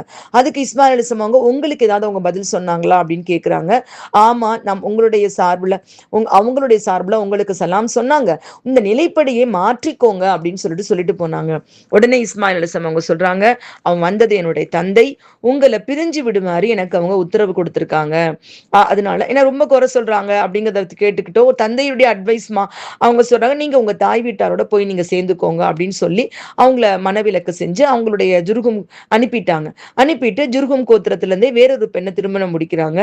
அதுக்கப்புறம் மறுபடியும் இப்ராஹிம் அலைஹிஸ்ஸலாம் அவங்க வந்து கொஞ்ச காலம் வரைக்கும் வராம இருக்காங்க. அப்புறம் திரும்ப வர்றாங்க. திரும்ப வந்து அப்பவும் இஸ்மாயில் அலைஹிஸ்ஸலாம் அவங்க வெளியில போயிருக்காங்க. அந்த மனைவி கிட்ட கேட்குறாங்க, எங்க போயிருக்காங்க, பொருள் ஈட்டுறதுக்காக வெளியே போயிருக்காங்க, உங்களுடைய ஹாலாத்துக்கெல்லாம் எப்படி இருக்கு அப்படின்னு கேட்குறாங்க. நாங்க நலமாக இருக்கோம், வசதியாக இருக்கிறோம் அப்படின்னு சொல்லிட்டு அல்லாஹ்வை ரொம்ப போற்றி புகழ்றாங்க. அதுக்கப்புறம் கேட்குறாங்க, நீங்க உண்ணக்கூடிய உணவு என்ன அப்படின்னு கேட்குறாங்க. இப்ராஹிம் அலைஹிஸ்ஸலாம் கேட்டதுக்கு அந்த பெண் பதில் சொல்றாங்க, நாங்க இறைச்சி சாப்பிடுறோம் அப்படின்னு பதில் அளிக்கிறாங்க. நீங்க அருந்தக்கூடிய பானம் என்ன, தண்ணீர் அருந்துறோம் அப்படின்னு சொன்னாங்க. இப்ராஹிம் அலைஹிஸ்ஸலாம் துஆ செய்றாங்க, இறைவா இவர்களுக்கு இறைச்சியிலும் தண்ணீரிலும் வளர்ச்சியை தருவாயாக அப்படின்னு துவா செஞ்சுட்டாங்க. அந்த நேரத்துல அவங்களுக்கு உணவு தானியம் எதுவும் கிடையாது. இருந்திருந்தா அதுலயும் அருள் வளம் தரும்படி பிரார்த்தனை பண்ணியிருப்பாங்க நபி ஸல்லல்லாஹு அலைஹி வஸல்லம் சொல்றாங்க. அப்படின்னா என்ன அர்த்தம், அரபுகளுக்கு அந்த அந்த வளமும் வந்திருக்கும். அது வந்து பாலைவனமே சோலைவனமாவே அப்பயே மாறி எல்லாமே வந்துரும். ஏன்னா அவ்வளவு அந்த துவா 2 மட்டும் இருந்துச்சு, 2க்கும் துவா செஞ்சுட்டாங்க. நபி ஸல்லல்லாஹு அலைஹி வஸல்லம் சொல்றாங்கம்மா, இதனாலதான் மக்காவை தவிர மற்ற பகுதிகளில் வாழக்கூடிய மக்கள் தண்ணீரையும் இறைச்சியும் தொடர்ந்து சாப்பிட்டா அவங்களுக்கு அது ஒத்துக்கிறது இல்லை. நீங்க நாமளே நினைச்சு பார்த்தா தெரியுமா, இறைச்சி அவங்க சாப்பிடக்கூடிய அரபுகள் சாப்பிடக்கூடிய இறைச்சி சாப்பிடுற முறை இதெல்லாம் பார்த்தா நம்மளுக்கே பயமா இருக்கும். அங்க வேலை பார்க்கக்கூடியவங்களே சொல்லுவாங்க, அவங்களுக்கு என்னதான் செரிக்குதோ தெரியல, அவங்களுக்கு உடம்புக்கு அது ஒத்துக்கிறது, நமக்கெல்லாம் சாப்பிட்டா சுத்தமா இறைப்பை கண்டிப்பா செரிக்கவும் செரிக்காது, வியாதிகள் வந்துடுமா. அதுக்கப்புறம் சொல்றாங்க, இந்த துவா செஞ்சுட்டு உங்களுடைய கணவர் வந்தா அவங்களுக்கு என் சார்பாக சலாம் சொல்லிடுங்க, அத்தோட நிலைப்படியை நீங்க உறுதிப்படுத்தி சொல்லுங்க அப்படின்னு சொல்லிட்டு போயிட்டாங்க. இஸ்மாயில் அலைஹிஸ்ஸலாம் திரும்பி வந்த உடனே யாராவது வந்தாங்களான்னு கேட்குறாங்க. ஆமா வந்தாங்க, நடந்தது எல்லாம் சொல்றாங்க. இப்படி எல்லாம் நாங்க சொன்னோம்னு சொன்ன உடனே வந்து உங்ககிட்ட வேற ஏதாவது சொன்னாங்களா? ஆமா சொன்னாங்க, நிலைப்படியை உறுதியா வச்சுக்கோங்கன்னு சொன்னாங்க அப்படின்னு சொன்ன உடனே அவங்க தான் என்னுடைய தந்தை, அவங்க கூறிய நிலைப்படி நீங்க உங்களோட நான் வந்து மனைவியாக எப்போதும் வாழும்படி சொல்லியிருக்காங்க, எனக்கு கட்டளை இட்டிருக்காங்க அப்படின்னு சொல்றாங்க. மாஷா அல்லாஹ், அல்ஹம்துலில்லாஹ். அதுக்கப்புறம் கொஞ்ச காலம் வரைக்கும் அப்படி வராமையே இருக்காங்கம்மா. அதுக்கப்புறம் வந்து இஸ்மாயில் அலைஹிஸ்ஸலாம் அவங்க வந்து இப்ப இதுதான் வந்து இந்த வரலாறு முழுக்க சொல்றாங்கம்மா. இந்த ஆயத்துக்கு விளக்கம் சொல்லும் பொழுது நமக்கே கற்பனையில அந்த காட்சிகள் வர்ற மாதிரி இருக்குது. இப்போ கொஞ்ச காலம் வராம இருக்காங்க, அப்புறம் வர்றாங்க. வரும்பொழுது இஸ்மாயில் அலைஹிஸ்ஸலாம் என்ன பண்ணிட்டு இருக்காங்கன்னா, ஜம்சம் கிணத்துக்கு பக்கத்துல இருக்க ஒரு பெரிய மரக்கட்டைக்கு கீழே உட்காந்துட்டு தன்னுடைய அம்பை செதுக்கிக்கிட்டு இருக்கப்ப இப்ராஹிம் அலைஹிஸ்ஸலாம் அவங்களை கண்ட உடனே தந்தையை நோக்கி எழுந்து போறாங்க. ரொம்ப நாளா நீண்ட, என்ன 2 தடவை வந்தப்பயும் மகனை பார்க்கலே இல்லம்மா, ரொம்ப நீண்ட இடைவெளிக்கு பிறகு ஒரு தந்தை தன்னுடைய மகனை சந்திச்சப்போ எப்படி நடந்து கொள்வாங்களோ அந்த மாதிரி பாசத்தோட 2 பேரும் நடந்து கொள்றாங்க. மாஷா அல்லாஹ். அப்ப இப்ராஹிம் அலைஹிஸ்ஸலாம் சொல்றாங்க, இஸ்மாயிலே அல்லாஹ் எனக்கு ஒரு கட்டளை பிறப்பிச்சிருக்கான் அப்படின்னு சொல்றாங்க. சின்ன பிள்ளையில ஒரு கட்டளை பிறப்பிச்சான்னு சொன்னாங்க. என்ன கட்டளைமா? உங்களை அறுக்க சொல்லி சொன்னான்னு சொன்னாங்க. அதுக்கே மறுப்பு சொல்லாத பிள்ளை. இப்ப சொல்றாங்க, உங்கள் இறைவன் உங்களுக்கு கட்டளையிட்டதை நிறைவேற்றுங்கள் அப்படின்னு இஸ்மாயில் அலைஹிஸ்ஸலாம் பதில் சொல்றாங்க. எனக்கு நீங்க ஒத்துழைப்பீங்களா அப்படின்னு கேட்குறாங்க. அம்மா இந்த கான்வர்சேஷனை கவனிங்களேம்மா. இதுவே தான் சின்ன வயசா இருக்கும் பொழுது இதே மாதிரி தான் கேட்டாங்க. அரினி, நான் பார்த்தேன் மகனே, ஒரு கனவு கண்டே உங்களை அறுக்கிற மாதிரி, அண்ணா அத்பாக உங்களை அறுக்கிற மாதிரி, அல்லாஹ் உங்களுக்கு கட்டளையிட்டதை செய்யுங்க. அப்பயும் அந்த பிள்ளை அப்படிதான் இருந்தாங்க, இப்பயும் அப்படிதான் இருக்காங்க. நம்ம வளர்க்கக்கூடிய பிள்ளைகளும் தான் சிறு வயசுல நம்ம என்ன சொன்னாலும் கேட்பாங்க. அதுவே வாலிபம் அடைஞ்சதுக்கு அப்புறம் யோசிச்சு பார்க்கலாம்ல, எவ்வளவு ஒரு அழகான ஒரு தந்தை மகன் உறவு பாருங்க. இன்னும் அந்த குணம் மாறவே இல்ல. நீங்க எனக்கு ஒத்துழைப்பீங்களா அப்படின்னு கேட்கிறாங்க. உங்களுக்கு நான் உதவுகிறேன் தந்தையே அப்படின்னு சொல்றாங்க. இஸ்மாயில் அலைஹிஸ்ஸலாம் சொல்றாங்க. இந்த இடத்துல ஒரு இறை இல்லத்தை புதுப்பிச்சு கட்டணும்னு அல்லாஹ் எனக்கு கட்டளையிட்டு இருக்கான் அப்படின்னு சொல்றாங்க. அந்த மேட்டப்ப காமிச்சு சொல்றாங்க. அப்போ அந்த 2 பேரும் சேர்ந்து அந்த காபத்துல்லாவுடைய அடித்தளங்களை உயர்த்தி கட்டுறாங்க. இஸ்மாயில் அலைஹிஸ்ஸலாம் கல்லை தேடி தேடி சுமந்து கொண்டு வர்றாங்க. இப்ராஹிம் அலைஹிஸ்ஸலாம் வச்சு வச்சு கட்ட ஆரம்பிக்கிறாங்க. இப்படி கட்டணம் உயர ஆரம்பிக்கிறப்போ ஒரு ஏறி நின்னு வேலை செய்யறதுக்கு பயன்படுத்தக்கூடிய அந்த கல், ஒரு கல், அது எந்த கல்மா? மகாமே இப்ராஹிம். அந்த கல்லை எடுத்து கொண்டு வந்து இப்ராஹிம் அலைஹிஸ்ஸலாம் அவங்களுக்கா போட்டாங்க. இப்ராஹிம் அலைஹிஸ்ஸலாம் அது மேலதான் ஏறி நின்று காபாவை கட்டினாங்களாம். இஸ்மாயில் அலைஹிஸ்ஸலாம் அவங்க கல்லை எடுத்து கொண்டு வந்துட்டே இருப்பாங்களாம். அப்போ அவங்க சேர்ந்து செஞ்ச துவாதா ரப்பனா தகப்பல் மின்னா இன்னக அன்தஸ் ஸமீஉல் அலீம். இப்னு அப்பாஸ் ரலியல்லாஹு தஆலா அன்ஹு சொல்றாங்க, அந்த 2 பேரும் இந்த ஆளை சுத்தி வட்டம் அடிச்சு கட்டுவாங்களாம். அப்போ இந்த துவாவை பிரார்த்தனை பண்ணிக்கிட்டே போவாங்களாம். மாஷா அல்லா. இந்த ஹதீஸ் வந்து இமாம் புகாரி அவங்களும் அறிவிச்சிருக்காங்க அப்படின்னு சொல்றாங்கம்மா. ஹதீஸ் நம்பர் 3364. வட்டம் அடிச்சு அப்படியே இது முடிச்சு அது முடிச்சு சொல்லிட்டே இந்த துவாவை செஞ்சுட்டே அப்படியே கட்டுவாங்களாம். மாஷா அல்லா. இப்னு அப்பாஸ் ரலியல்லாஹு தஆலா அவங்க சொல்றாங்க, இப்ராஹிம் அலைஹிஸ்ஸலாம் இதே விஷயம் மறுபடி வருதுமா. இப்னு அப்பாஸ் ரலியல்லாஹு தஆலா அவங்களும் இதே இந்த வரலாறு அறிவிச்சிருக்காங்க. இந்த முழு வரலாறையும், இது வரலாறு முழுக்க அந்த அறிவிப்புகளை தெளிவாக மறுபடி விளக்கமாக இப்னு கசீர் ஆசிரியர் சொல்லிட்டே இருக்காங்கம்மா. மாஷா அல்லா. இந்த இடத்துல ஒரு விஷயம் மட்டும் ரொம்ப இன்ட்ரெஸ்டானதா இருக்குமா. முஜாஹித் ரஹமத்துல்லாஹி அலைஹி அவங்க சொல்றாங்க, வேறு பல நிறைய அறிஞர்களும் சொல்றாங்களாமா, அல்லாஹ் முதல்ல இப்ராஹிம் நபியும் ஹாஜரா அம்மாரும் இஸ்மாயில் நபியும் வந்தாங்க பாத்தீங்களா மக்காவுக்கு, அந்த பயணத்தை சொல்றாங்கம்மா. அல்லாஹ் வந்து அந்த காபா இருக்கக்கூடிய இந்த இடத்தை அவங்களுக்காக ஒதுக்கி கொடுக்குறான். அவங்க ஷாம் நாடு சிரியால இருந்து புறப்பட்டு பலஸ்தீன்ல இருந்து அப்படி கிளம்பி இந்த இடத்தை நோக்கி வந்துட்டு இருக்காங்க. அவங்களோட ஹாஜரா அம்மா இருக்காங்க, இஸ்மாயில் அலைஹிஸ்ஸலாம் குழந்தையா இருக்காங்க. அப்போ இஸ்மாயில் அலைஹிஸ்ஸலாம் அவங்கள கூட்டிட்டு வந்து கொண்டு இருக்கிறப்போ ஜிப்ரைல் அலைஹிஸ்ஸலாம் அவங்க தான் வழிகாட்டிக்கிட்டே வர்றாங்க. அப்போ ஒவ்வொரு இடத்துல வர்றப்ப ஒவ்வொரு ஊரை கடக்கிறப்பையும் கேட்பாங்களாம், ஜிப்ரையிலே எங்களுக்கு அல்லாஹ் கட்டளையிட்ட ஊர் இதுவா அப்படின்னு சொல்லுவாங்களாம். உடனே ஜிப்ரைல் அலைஹிஸ்ஸலாம் இல்ல இது அல்ல, இன்னும் கடந்து போங்கன்னு சொல்லிட்டே வருவாங்களாம். அப்படியே போய் கடைசியில மக்கால ஒரு புல் கூட முளைக்காத அந்த பாலை நிலத்துக்கு வந்துட்டாங்க. அப்போ மக்கால ஒடை மரமும் கருவேல மரமும் முள்ளு நிறைஞ்சுதான் இருந்துச்சு, அவர் எதுவுமே கிடையாது. அதுக்கு மக்காவை சுத்தி வெளியில வந்து அமாலிகா இன மக்கள் வாழ்ந்துட்டு இருந்திருக்காங்க. அந்த காபத்துல்லா ஆலயம் வட்டமான ஒரு செம்மண் திட்டாதான் இருந்துச்சு. அப்ப இப்ராஹிம் அலைஹிஸ்ஸலாம் அவங்க கிட்ட ஜிப்ரைல் அலைஹிஸ்ஸலாம் அவங்கள்ட்ட கேட்கிறாங்க, ஜிப்ரையிலே இவங்க 2 பேரும் இந்த இடத்துல விட சொல்லியா அல்லாஹ் கட்டளை இட்டான் அப்படின்னு கேட்டிருக்காங்க. கட்டளை இடப்பட்டுள்ளது எனக்குன்னு கேட்கிறாங்க. ஆமா அப்படின்னு ஜிப்ரைல் அலைஹிஸ்ஸலாம் அவங்களும் பதில் சொல்றாங்க. அவங்க 2 பேரையும் ஒரு பாறை இருந்த இடத்துக்கு அழைச்சிட்டு போய் இப்ராஹிம் அலைஹிஸ்ஸலாம் அவங்களை அவங்க 2 பேரையும் தங்க செஞ்சுட்டு அங்க ஒரு பந்தல் அமைச்சுக்கோங்க அப்படின்னு ஹாஜரா அம்மையாருக்கு கட்டளை இட்டாங்க. நீங்க இருக்கிறதுக்கு ஒரு பந்தல் அமைச்சுக்கோங்க அப்படின்னு சொல்லிட்டு கட்டளை இட்டுட்டு இந்த துவாவை செஞ்சாங்க. நான் முதல்ல சொன்னேன் இல்லம்மா, அல்லாஹ் இந்த இடத்துல நான் என்னுடைய குடும்பத்தை குடியமர்த்திருக்கேன்னு சொல்லக்கூடிய துவா 14:37 அத்தியாயம் 37வது ஆயத்துல இந்த துவாவை செஞ்சிருக்காங்க அப்படின்னு சொல்றாங்க. முஜாஹித் ரஹமத்துல்லாஹி அலைஹி அவங்க சொல்றாங்க, காபாவுடைய இந்த இறையாலயத்துடைய தலம் வந்து உலகத்துடைய பொருட்களை எல்லாம் படைக்கிறதுக்கு 2000 வருஷத்துக்கு முன்னாடியே அல்லாஹ் படைச்சிட்டான். அப்போ அதனுடைய தூண்கள் எங்க 7வது பூமியாக இருந்துச்சு அப்படின்னு அப்துல் ரஸாக் ரஹமத்துல்லாஹி அலைஹி அவங்க அறிவிச்சிருக்காங்களாம். அப்போ ரொம்ப பழமை, நம்ம கற்பனைக்கு இது விளங்காட்டியும் ரொம்ப பழமையானது அந்த ஆலயமும் அது இருக்கக்கூடிய இடம், அந்த ஆலயம் இருக்கக்கூடிய இடம்ங்கிறத நம்மளால விளங்கிக்க முடியுதுமா. இந்த இன்னும் சொல்றாங்க, இமாம் புகாரி ரஹமத்துல்லாஹி அலைஹி அவங்க சொல்றாங்கம்மா, இந்த கவாயித் அப்படிங்கிற குறிக்கும் பொழுது இது ஒருமை, இதனுடைய ஒருமை காயிதா கவாயித். அப்ப இந்த காயித் அப்படிங்கிறது வந்து மாதவிடாய் நின்று போட்ட பெண்களை குறிக்கக்கூடியது. அதாவது ஒரு செயல் நின்று போயிடுச்சு அந்த பெண்ணுக்கு அப்படிங்கிற நிலைமையில இருக்கக்கூடிய ஒரு பெண்ணை இந்த காயிதா அப்படின்னு சொல்லுவாங்களாம்.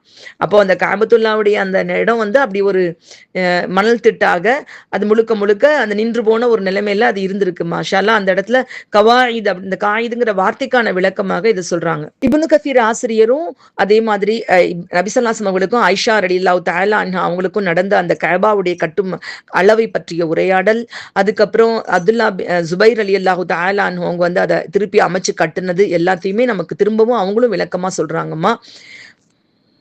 குறைஷிகள் பெருமானார் 35 வயசா இருக்கும் பொழுது குறைஷிகள் எப்படி கட்டினாங்க அப்படிங்கிற அழகா அதுக்கு விளக்கம் சொல்றாங்கம்மா. நபி ஸல்லல்லாஹு அலைஹி வஸல்லம் அவங்களுடைய நபியாக ஆக்கப்படுறதுக்கு 5 வருஷத்துக்கு முன்னாடி குறைஷிகள் காபாவை புதுப்பிச்சு கட்டுறாங்க.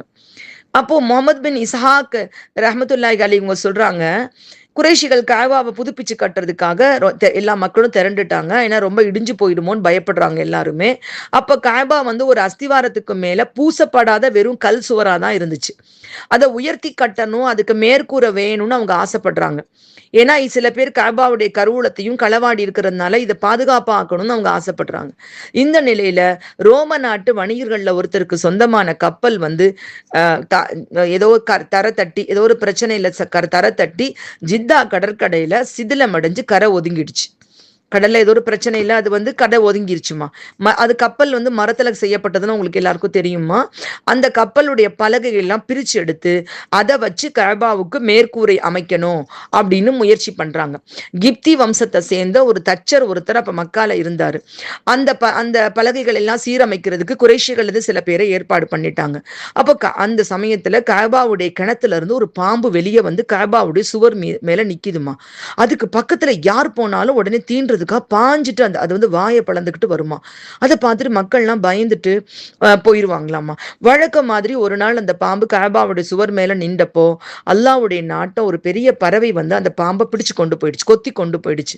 அப்ப குறைஷிகள் எல்லாரும் பேசிக்கிறாங்க, நம்ம நினைச்சிருக்க செயலை அல்லாஹ் அங்கீகரிச்சுட்டான். நீங்க இதை பாக்குறப்போ அவங்க அல்லா அல்லான்னு சொல்றாங்களே அப்படிங்கிற நினைப்பு உங்களுக்கு வரலாமா. ஆக்சுவலா அல்லாஹ் அப்படிங்கிற வார்த்தை அரபுகள்கிட்ட புழக்கத்துல இருந்துச்சு. ஆனா நிறைய இணை வைக்கக்கூடிய சிலைகளை எல்லாம் லாத்து உஸ்ஸா எல்லாம் வச்சு வணங்கிட்டாலும் அல்லாஹ் அப்படிங்கிற வார்த்தை அவங்களுக்குள்ள இருந்துச்சு. அப்படி ஒரு இருக்குங்கிற கான்செப்ட், ஏன்னா இப்ராஹிமுடைய வம்சம் இல்லையாமா, அந்த ஒரு கான்செப்ட் அவங்களுக்குள்ள இருந்துகிட்டே தான் இருந்துச்சுமா.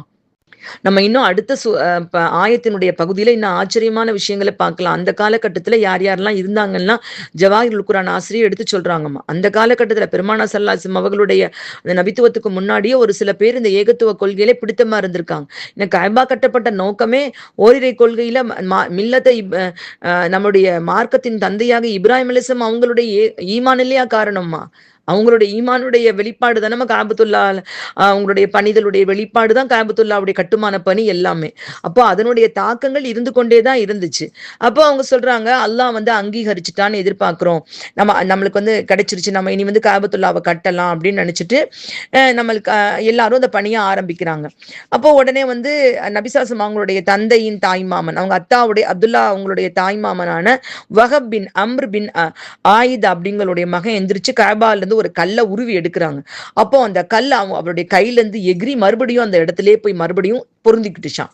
இது கண்டு அவங்க வந்து குறைஷி குலத்தாரே கஅபாவுடைய கட்டுமான பணிக்காக உங்களுடைய வருமானத்துல தூய்மையான வேற எதையும் பயன்படுத்தாதீங்க. ஏன்னா அவங்களுக்கு பாலைவன மக்களா இருக்கிறதுனால பல வகைகள்லயும் அவங்களுக்கு வருமானங்கள் வரலாம், வட்டி எல்லாமே இருந்திருக்கும். அப்ப தூய்மையானதை நீங்க பயன்படுத்துங்க. அதாவது யாருடைய களவாட்டு எதுவுமே இருக்கக்கூடாது, கொள்ளையடிச்ச பொருள் அது மாதிரி ஹராமானது எதுவுமே இருக்கக்கூடாது. ஏன்னா அது ரொம்ப புனிதமான பணி. வட்டி பணம் இருக்கக்கூடாது, விபச்சாரத்தின் மூலமாக வர, ஏன்னா அந்த காலத்துல இருந்துச்சுமா, அடிமைகளை விபச்சாரத்துக்கு விட்டு அதன் மூலமாக பணம் சம்பாதிச்சுக்கிடுவாங்க.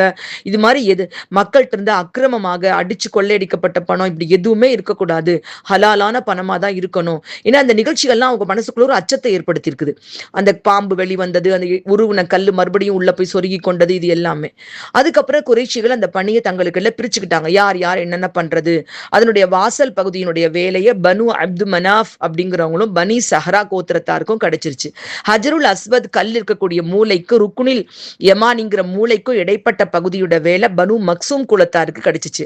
குறைஷிகளுக்கு வேற சில கோத்திரத்தாருக்கும் இந்த பணி கிடைச்சிச்சு. கஅபாவுடைய மேல் பகுதி வேலை பனு ஜுமஹம் பனு சஹம் கோத்திரத்தாருக்கு கிடைச்சிருக்கு. ஹதீம் ஹிஜ்ர் அப்படிங்கிற அரைவட்ட பகுதியினுடைய வேலை பனு அப்துத்தார் பின் குசை, பனு அசத் பின் அப்துல் உஸ்ஸா பின் குசை, பனு அதிய பின் கஅப் பின் லுஐ அப்படிங்கிற குலத்தாருக்கு கிடைக்குது. இதுக்கு பின்னாடி கூட கஅபாவை இடிக்கிறதுக்கு மக்கள் பயந்து அதுல இருந்து விலகியே நிக்கிறாங்க. ஏன்னா அந்த பாம்பு இதெல்லாம் பார்த்து ஒரு அச்சம் இருக்கும் இல்லம்மா. ஏன்னா ஏற்கனவே தெரியும் அவங்களுக்கு, பெருமானா சல்லாசம் அவங்க வந்து தாயினுடைய வயிற்றுல இருந்தப்பதான் அப்ரஹா வந்து யானைப்படையை வந்து சட்னி ஆக்கப்பட்டது, யானைப்படை வந்து மென்று தின்னப்பட்ட வைக்கோல் போல ஆக்கப்பட்டது. அதை பார்த்தவங்க எல்லாம் அங்க இருக்காங்க. அப்பவுமே அவங்களுக்கு ஒரு பயமா இருக்கு. அப்போ வலீத் பின் அல் முகீராங்கிறவங்க அவர் வராரு, கஅபாவை புதுப்பிக்கிறதுக்காக அதை இடிக்கிற பணியை முதல்ல நான் தொடங்குறேன்னு சொல்லிட்டு ஒரு குந்தாலினா ஒரு கடப்பாறையை எடுத்துக்கிட்டு போய் கஅபாவுடைய மேல ஏறி நின்று, இறைவா நீ எங்களை பயத்துக்கு உள்ளாக்கிடாத ரப்பு, இறைவா நாங்க நல்ல பணி செய்யறதை தவிர வேற எதையும் நாடலன்னு சொல்லிட்டு ஹஜருல் அஸ்வத், ருக்னுல் யமானிங்கிற மூலைகள்ல ஒரு சிறிய பகுதியை இடிக்கிறாங்க. இடிச்சுட்டு இறங்கி வந்துட்டாங்க. இது ஏதாவது அல்லாவுக்கு பிடிக்காம இருந்தா இன்னைக்கு நைட்டு ஏதோ ஒரு அசம்பாவிதம் நடக்கும், அப்ப ஒண்ணு அந்த அந்த இடிச்சவருக்கு ஏதாவது நடந்து போயிரும், இல்ல ஒரு நிலநடுக்கம் வந்துரும் அப்படின்னு நினைச்சிட்டு நாம கொஞ்ச நாளைக்கு கொஞ்சம் பொறுத்திருப்போம். அதற்குள்ள வலீத் பின் முகீராவுக்கு சோதனை எதுவும் வராம அவர் நல்லா இருந்தா, சோதனை எதுவும் வந்துருச்சுன்னா காபாவை விட்டுருவோம், அப்படியே விட்டுருவோம், அது மாதிரி இருக்கட்டும்னு விட்டுருவோம். அவருக்கு எந்த தொல்லையும் வராம இருந்துச்சுன்னா நம்ம செஞ்சதை அல்லாஹ் ஏத்துக்கிட்டான் அப்படின்னு நினைச்சிட்டு நம்ம இந்த வேலையை தொடங்குவோம் அப்படின்னு அவங்களுக்குள்ள பேசிக்கிட்டாங்க. அன்னைக்கு இரவுக்கு வலீத் பின் அல் முகீரா தன்னோட வேலையில ரொம்ப மும்முரமா ஈடுபட்டு இருக்காங்க. அது இடிச்சு அதெல்லாம் சரி பண்ற வேலை எல்லாத்தையும். பொழுது புலண்டுச்சு, காபாவை இடிச்சுக்கிட்டே இருந்தாங்க. எந்த ஒரு கஷ்டமும் அவங்களுக்கு ஏற்படல. உடனே மக்களுக்கு எல்லாம் ஒரு பயம் நீங்கி போய் அவங்களோட சேர்ந்து அந்த வேலையில ஈடுபட ஆரம்பிச்சுட்டாங்க. கடைசியில இப்ராஹிம் அலி இஸ்லாம் அவங்களுடைய அந்த அந்த அது நடந்து எவ்வளவு 3500 வருஷம் இப்ராஹிம் அலிஸ்லாம் கட்டினது. இப்ப அவங்க புதுப்பிச்சு தானே பண்ணிட்டு இருக்காங்கம்மா. இப்ராஹிம் அலிஸ்லாம் அவங்க ஆரம்பத்துல அமைச்சு அந்த பழமையான அடித்தளம் வரைக்கும் இடிச்சுட்டாங்க. அந்த அப்போ அந்த ஈட்டியின் முனை போன்ற பகுதிகளில் பச்சை நிற கல்லு பாக்குறாங்க. அந்த அடித்தளத்துல பச்சை நிறத்துல கல் இருக்கு. அது ஒன்னோட ஒண்ணு இறுக்கமா அஸ்திவார கல்லு மாதிரி அஸ்திவார கல் எப்படி இறுக்கமா இருக்கும் அந்த மாதிரி இறுக்கமா பிணைச்சு இருந்திருக்குது. இதை அறிவிக்கக்கூடிய முகமது பின் இஸ்ஹாக் ரஹ்மத்துல்லாஹி அலைஹி அவங்க சொல்றாங்க, அந்த தகவலை தனக்கு அறிவிச்ச ஒருத்தர் சொல்லியிருக்கிறதாக, கஅபாவை இடிக்கக்கூடிய பணியில ஈடுபட்டிருந்த குறைஷிகள்ல ஒருத்தர் அந்த பச்சை நிற கல்லுல ஒன்ன பேத்து எடுக்கிறதுக்காக அதுல இருக்க 2 கல்லுக்கு இடையில அந்த 2 இடம் ஒட்டி இருக்கு பார்த்தீங்கன்னா, கல்லு ஒன்னோட ஒண்ணுமா அப்படித்தானே பேத்து எடுப்பாங்க. அந்த 2 கல்லுக்கு இடையில தன்னுடைய நெம்புகோலை அப்படி உள்ள வச்சு ஒரு குத்துறாங்க. குத்துன உடனே அந்த கல்லு அசைஞ்ச உடனே ஒட்டுமொத்த மக்கமா நகரமும் நிலநடுக்கம் ஏற்பட்ட மாதிரி ஒரு பெரிய ஆட்டம் ஏற்படுதுமா. உடனே பயந்து போய் அந்த அடித்தளத்தை அப்படியே பேக்காம விட்டுட்டாங்க. அதுக்கப்புறம் குறைஷிகள்ல பல கோத்திரத்தார் கஅபாவை கட்டுவதற்காக கற்களை எல்லாம் சேகரிக்கிறாங்க. ஒவ்வொரு கோத்திரத்தாரும் தனித்தனியா சேகரிக்கிறாங்க. இது எல்லாம் பயன்படுத்தி ஹஜருல் அஸ்வத் இருக்கக்கூடிய மூலை வரைக்கும் எல்லாத்தையும் ஒன்னா கட்டிட்டாங்க. இப்பதான் பிரச்சனை வருது. ஹஜருல் அஸ்வத் கல்ல அது கூடிய இடத்துல யாரு வைக்கிறதுன்னு சண்டை பயங்கரமாயி வாக்குவாதம் முற்றி ஒருத்தருக்கு ஒருத்தர் சண்டையிட தயாராயிட்டாங்க. இந்த பனு அப்துத்தார் கோத்திரத்தார் ரத்தம் நிரம்பிய ஒரு கிண்ணத்தை கொண்டு வந்து அவங்களும் பனி அதி பின் கஅப், லுஆய் பின் குலைத் இவங்க எல்லாருமே மரணத்தை நம்ம ஏற்றுக்கொள்றதுக்கும் சூழரிச்சுக்கலாம், நம்ம தான் இதுக்கு இந்த பொறுப்பு, நம்ம தான் இது ஒரு பெருமையா நினைச்சுக்கிறாங்க அவங்க கண்ணியமா அப்படின்னு சொல்லிட்டு ரத்தத்துக்குள்ள கைகளை எல்லாம் புகுத்தி ரத்த ஸ்நானம் அப்படின்னு பேர் வைக்கிறாங்க. இதுக்கு பேரு லஅகத்துல் தம் அப்படின்னு சொல்றாங்க. மலஅகத்துல் தம் அப்படின்னு சொல்ற ரத்த ஸ்நானம் அப்படின்னு பேர் வைக்கிறாங்க. இப்படி பிரச்சனை நடந்துகிட்டே இருக்கிற நேரத்துல தான் அப்புறம் எல்லாரும் ஒண்ணு கூடி ஆலோசனை பண்ணி நாளைக்கு காலையில யார் இந்த இடத்துக்குள்ள வாசல் வழியா முதல்ல வர்றாங்களோ அவங்க கிட்ட இந்த யோசனை கேட்போம்னு சொல்றாங்க. அப்ப நபி ஸல்லல்லாஹு அலைஹி வஸல்லம் அவங்க வர்றாங்க. அவங்கள பார்த்தோன்னா எல்லாருக்கும் சந்தோஷம். ஏன்னா அவங்க அல்லமீன் அஸ்வாதிக்கு ஏற்றுக்கொண்டவங்க இல்லையாமா, அவங்க அல்லமீன் சந்தோஷமா ஏற்றுக்கொண்ட ஒருத்தர். உடனே அவங்க என்ன சொல்றாங்க, நபி ஸல்லல்லாஹு அலைஹி வஸல்லம் தான் தீர்த்து வைக்கிறேன்னு சொல்லிட்டு தன்னுடைய மேல் துண்டை கீழே வச்சு அந்த கல்லை எல்லாருமா கைப்பிடிச்சு கொண்டு வந்து அதுல வைங்கிறாங்க. வச்ச உடனே தன்னோட பரக்கத்தான கையால தூக்கி உள்ள வச்சிடறாங்க. துண்டை விரிச்சு எடுத்து வச்சுட்டு எல்லாரும் சேர்ந்து தூக்குங்க, ஏன் தனித்தனியா சண்டை போடுறீங்கன்னு எல்லாரும் சேர்ந்து தூக்கி கொண்டு வந்து அதை வைக்கக்கூடிய இடத்துக்கிட்ட கொண்டு வந்து வச்சுட்டாங்க. வச்ச உடனே தன்னுடைய முபாரக்கான கரத்தால் அதை தூக்கி அது இருந்த இடத்துல பொருத்தி பூசிட்டாங்க. இப்படியாக அந்த பிரச்சனையை தீர்த்து வச்சிருக்காங்க. மாஷா அல்லாஹ். இப்னு இஸ்ஹாக் ரஹ்மத்துல்லாஹி அலைஹி அவங்க சொல்றாங்க, பெருமானா ஸல்லல்லாஹு அலைஹி வஸல்லம் அவங்களுடைய காலத்துல கஅபாவுடைய உயரம் 18 முழம் இருந்துச்சாமா. அப்போ கஅபாவுக்கு எகிப்து நாட்டினுடைய மெல்லிய வெள்ளை நிற திரை போத்தப்பட்டிருந்துச்சாம். எகிப்து நாட்டினுடைய வெள்ளை நிற திரை போத்தப்பட்டிருந்துச்சாம். அதுக்கு பின்னாடி சதுர நிறத்துல உள்ள கருப்பாடை போர்த்தப்பட்டிருக்கு. முதல்ல கஅபாவுக்கு அலங்கார பட்டாடைய போத்துனவங்க ஹஜ்ஜாஜ் பின் யூசுப். ஹஜ்ஜாஜ் பின் யூசுப்னு சொல்றாங்கம்மா. இன்னொன்னுமா மாஷா அல்லாஹ், இந்த இடத்துல இந்த அப்துல்லா பின் ஜுபைர் அவங்க காபத்துல்லாவை புதுப்பிச்சு கட்டினாங்கன்னு நம்ம பார்த்தோம் இல்லமா, அது எப்படி எதனால அந்த மாதிரி ஒரு முடிவு எடுத்தாங்க அப்படிங்கிறதுக்கான அழகான ஒரு சம்பவம் சொல்லியிருக்காங்கம்மா. இப்னு கசீர் ஆசிரியர் சொல்றாங்க, யஸீத் பின் முஆவியாவுடைய ஆட்சி காலத்துல ஷாம் நாட்டுக்காரங்க மக்கா மேல போர் தொடுக்கிறாங்க. அதுல கஅபால தீ விபத்து ஏற்பட்டுருச்சு. அப்புறம் நிறைய அசம்பாவிதங்கள் நடந்துருச்சு. அப்போ மக்கால பொறுப்புல இருந்த அப்துல்லா பின் அஸ்ஸுபைர் ரஹ்மத்துல்லாஹி அலைஹி தஆலா மக்கள் எல்லாம் ஹஜ் காலத்துல மக்காவுக்கு வர்ற வரைக்கும் அதை அப்படியே விட்டு வச்சுட்டாங்க. மக்கள் வந்ததுக்கு பின்னாடி அவங்கள சாம் ஷிரியா வாசிகளுக்கு எதிராக தூண்டவோ அணி திரட்டவோ நினைச்சு முடிவு பண்ணிட்டாங்க. அதுல இப்போதைக்கு மக்கள் போறப்ப எதுவும் செய்ய வேணாம்னு விட்டுட்டாங்க. மக்கள் சேர்ந்துட்டாங்க. மக்களே, சேதமடைஞ்சிருக்கிற இந்த கஅபா தொடர்பாக எனக்கு நீங்க ஆலோசனை சொல்லுங்க இப்ப அதாவதுமா அந்த காபத்துல்லா வந்து சேதமடைஞ்சிருக்கிறத மக்கள் எல்லாரும் வருவாங்க இல்லம்மா, அந்த காபத்துல்லாவை தரிசிக்கிறதுக்கு வர்ற வரைக்கும் அப்படியே விட்டு வச்சுட்டாங்க. நான் தானா ஒரு முடிவெடுத்தா அதுல பிரச்சனை பண்ணுவாங்க, ஒட்டுமொத்த மக்களும் சேர்ந்து இருக்கப்ப முடிவெடுக்கணுங்கிறதுக்காகவே அவங்க என்ன பண்ணிட்டாங்கன்னா அதை அப்படியே விட்டு வச்சுட்டாங்க. மக்கள் எல்லாரும் வந்து ஒண்ணு கூடிட்டாங்க.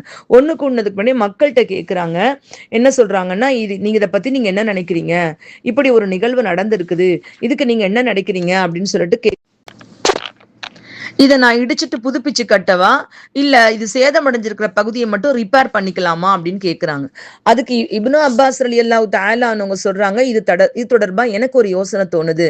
கஅபாவுடைய சேதமடைஞ்ச பகுதியை மட்டும் நீங்க செப்பனிட்டுக்கோங்க. அந்த ஆலயம் எந்த நிலையில இருக்கிறப்போ மக்கள் இஸ்லாத்தை தழுவுனாங்களோ அதே கட்டடமா அதை விட்டுருங்க. பெருமானா ஸல்லல்லாஹு அலைஹி வஸல்லம் அவங்க நபியாக அனுப்பப்பட்ட பொழுது எந்த நிலையில இருந்துச்சோ அதே கற்சுவல்களாகவே அதை விட்டுருங்க, அப்படின்னு தான் நல்லதுன்னு நான் நினைக்கிறேன்னு அவங்க ஆலோசனை சொல்றாங்க. அதுக்கு இப்னு ஜுபைர் ரலியல்லாஹு தஆலா அவங்க சொல்றாங்க, மக்கள்ல ஒருத்தருடைய வீட்டு இப்படி தீக்கிரை ஆயிடுச்சுன்னா அந்த வீட்டை புதுப்பிச்சு கட்டாம இருக்கிற வரைக்கும் அவங்க திருப்தி அடைய மாட்டாங்கல்ல. அப்படி இருக்கிறப்ப வல்லமையும் மாண்புமிக்க உங்களுடைய ரப்புடைய இல்லம் மட்டும் அப்படியே இருக்கட்டும், அந்த நிலைமையிலே இருக்கட்டும்னு சொல்லி எப்படி உங்களால நினைக்க முடியுது அப்படின்னு கேட்டுட்டு சொல்றாங்க, இது தொடர்பாக நல்ல முடிவை என்னுடைய ரப்பு கிட்ட நான் 3 நாட்கள் கேட்பேன், அதுக்கு பிறகுதான் இது பற்றி இறுதி முடிவு செய்வேன்னு சொல்றாங்க. இதே மாதிரி 3 நாள் ஆயிடுச்சு. அதுக்கப்புறம் கஅபாவை இடிச்சுட்டு மீனும் கட்டுறதுன்னு அவங்க முடிவு பண்ணிட்டாங்க. கஅபாவை இடிக்கிறதுக்காக அதுல முதல்ல ஏறுறதுக்கு வானத்துல இருந்து ஏதாவது பெரிய சோதனை வந்துடும் அப்படிங்கிற ஒரு பயம் எல்லாருக்கும் இருந்துச்சு. அதனால மக்கள் அதுல இருந்து விலகியே இருக்காங்க. இந்த நிலையில ஒருத்தர் கஅபா மேல ஏறி அதுல இருந்து ஒரு கல்லை தள்ளுறாங்க. ஆனா அவருக்கு எந்த கஷ்டமும் வரலன்னு சொன்ன உடனே எல்லாரும், இது நடக்கிறது வந்துமா அப்துல்லா பின் ஜுபைருடைய காலத்துல. முதல்ல நம்ம பார்த்தது வந்து இது இவங்க நபி ஸல்லல்லாஹு அலைஹி வஸல்லம் அவங்களுடைய காலத்துல கஅபா புதுப்பிக்கும் பணி. இது வந்து அப்துல்லா பின் ஜுபைர் ரஹ்மத்துல்லாஹி அலைஹிமுடைய காலத்துல நடந்த விஷயம். அதுக்கு பின்னாடி தூண்கள் அமைச்சு எல்லாமே காபத்துல்லாவை அவங்க கட்டி முடிக்கிறாங்க. அதுக்கு பிறகு இதை பத்தி ஏற்கனவே நம்ம சொல்லிட்டோமா, அவங்க வந்து பெருமானா ஸல்லல்லாஹு அலைஹி வஸல்லம் ஆசைப்பட்டாங்க, பணம் பற்றாக்குறையினாலதான் இந்த ஹதீம் வளைவை விட்டுட்டு கட்டியிருந்தாங்க, அதனால ஆசைப்பட்டதுனால நான் அதே நிலைமையில நான் வந்து ஆசைப்பட்ட மாதிரி முழுசா கட்டிடுறேன்னு வளைவையும் சேர்த்து கட்டினாங்க. அதுக்கு பின்னாடி வந்த ஹஜ்ஜாஜ் இப்னு யூசுஃபுடைய காலத்துல அது பழைய நிலைமைக்கு கொண்டு வரப்பட்டது.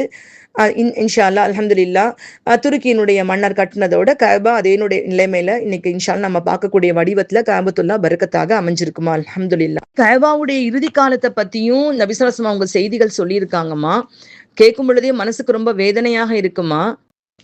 இறுதி காலம் வரைக்கும் கஅபா இப்படியே நீடிக்குமா அப்படின்னு சொல்லி கேட்டா நபி ஸல்லல்லாஹு அலைஹி வஸல்லம் சொன்ன விஷயங்கள் பார்க்கும் பொழுது, இறுதி காலத்துல அபிசீனியாவை சேர்ந்த மெலிந்த கால்களை உடைய மனிதர்கள் அதை இடிச்சு பாழ்படுத்துவாங்க. வல்லாஹு அலம். அல்லாஹ்வுடைய தூதர் ஸல்லல்லாஹு அலைஹி வஸல்லம் அவங்க சொல்லியிருக்காங்க, அபிசீனியாவை சேர்ந்த மெலிந்த கால்கள் கொண்ட மனிதர்கள் கஅபாவை இடித்து பாழ்படுத்துவார்கள். இதை அறிவிச்சது அபூ ஹுரைரா ரலியல்லாஹு தஆலா அன்ஹு அவர்கள். சஹீஹுல் புகாரில பதிவாகி இருக்குமா, 1591, 1596 சஹீஹ் முஸ்லிம்லையும் பதிவாகி இருக்கு. இன்னும் நபிசாசம் அவங்க சொல்லியிருக்காங்கம்மா, வெளிப்பக்கமாக வளைந்த கால்களை உடைய கருப்பர்கள் ஒவ்வொரு கல்லாக பெயர்த்து கஅபாவை உடைப்பதை போன்று நான் காண்கிறேன். சொல்றப்பே மனசுக்கு வேதனையா இருக்கு. அப்துல்லா பின் அம்ர் பின் அல் ஆஸ் ரலியல்லாஹு தஆலா அன்ஹு அவங்க சொல்றாங்க, அபிசீனியாவை சேர்ந்த மெலிந்த கால்கள் உடையவர்கள் கஅபாவை இடித்து பாழ்படுத்துவார்கள், அதன் அலங்காரத்தை களைவார்கள், அதன் திரையை அகற்றுவார்கள். அவ்வாறு செய்பவன் வழுக்கை தலையனாகவும் கால் வளைந்தவனாகவும் இருப்பதை போன்று எனக்கு தோன்றுகிறது. அவன் தன் மண்வெட்டியாலும் குந்தாலியாலும் கஅபாவின் மீது அடிக்கிறான் என்று அல்லாஹ்வுடைய தூதர் ஸல்லல்லாஹு அலைஹி வஸல்லம் அவர்கள் கூறியதை நான் செவியுற்றேன். அல்லாஹு அக்பர். இது வந்து எப்போ நடக்கும்னு கேட்டா, யாஜூஜ் மாஜூஜ் கூட்டத்தார் தோன்றுனதுக்கு பின்னாடிதான் நடக்கும் அப்படின்னு சொல்றாங்க. ஏன்னா இதுக்கும் ஒரு ஹதீஸை வந்து சான்றாக எடுத்து காட்டுறாங்கம்மா. அல்லாஹ்வுடைய தூதர் ஸல்லல்லாஹு அலைஹி வஸல்லம் அவங்க சொல்லியிருக்காங்க, யாஜூஜ் மாஜூஜ் கூட்டத்தார் தோன்றிய பிறகும் கூட இறை இல்லம் கஅபாவில் ஹஜ் மற்றும் உம்ரா ஆகிய வழிபாடுகள் நிறைவேற்றப்படும். இதை அறிவிக்கிறது அபூ சயீத் அல் குத்ரி ரலியல்லாஹு தஆலா அன்ஹு அவர்கள். சஹீஹுல் புகாரில பதிவாகி இருக்குமா, ஹதீஸ் நம்பர் 1593. அப்போ யாஜூஜ் மாஜூஜ் கூட்டத்தார் வந்த பின்னாடி கூட இந்த வணக்க வழிபாடுகள் நடந்து கொண்டு இருக்குதுன்னு சொன்னா கண்டிப்பா அப்ப கஅபத்துல்லா இருக்குது, சிதிலமடையாம இருக்குதுதான் நம்ம அர்த்தம் கொள்ளணும். இப்படியாக அந்த கஅபாவினுடைய கட்டமைப்பு ஆரம்பத்துல இருந்து இப்ராஹிம் அலைஹிஸ்ஸலாமுடைய வாழ்க்கையை பிரிச்சு கஅபாவை நம்ம பார்க்கவே முடியாதுமா. அதனால அவங்களுடைய வாழ்க்கை நிகழ்வுகள், ஜம்சம் கிணறு வரலாறு எல்லாத்தையுமே நம்முடைய இப்னு கஸீர் ஆசிரியர் ரொம்ப அழகா எடுத்து சொல்லியிருக்காங்கம்மா. இத்தோடு இந்த ஆயத்தினுடைய தஃப்சீர் அல்ஹம்துலில்லாஹ் தப்சீர் பகுதி நிறைவடையுதுமா. இன்ஷா அல்லாஹ் அடுத்த ஆயத் இன்னும் சிறப்பான, மனமுவந்து எல்லாரும் நினைத்து நினைத்து நன்றியால நெக்குருகி போகக்கூடிய, எப்படி ஒரு மனிதர் துவா செய்ய வேணும் நினைக்க நமக்கு எல்லாருக்கும் படிப்பனையாக இருக்கக்கூடிய ஒரு அழகிய துவாவோடு அடுத்த ஆயத் சந்திப்போம் இன்ஷா அல்லாஹ். அஸ்ஸலாமு அலைக்கும் வரஹ்மத்துல்லாஹி வபரகாத்துஹு.